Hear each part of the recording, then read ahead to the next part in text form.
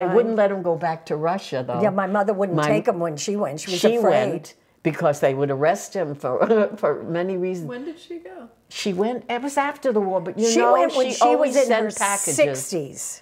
Was she? She was in her 60s, and there was a woman who lived across the way, or somebody who was going, who was younger. You know, 60s was sort of like 80s then, now, you know? Yeah.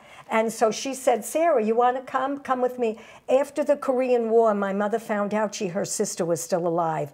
All that time, she never knew. And nothing ever came through. So this was from, what'd she come in, 1927, 1922. 22. They were married in 22. Yeah, so, you know, this was a long time later.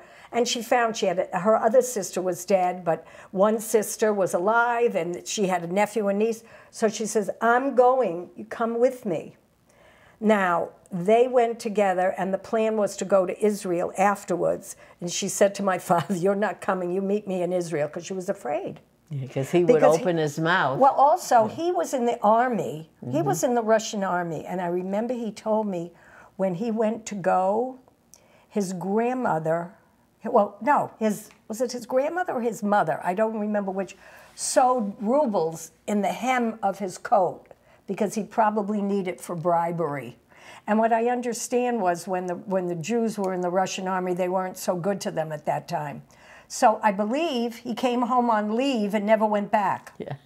And they decided, you know, coming to America. So I think my mother was afraid that they would keep him there.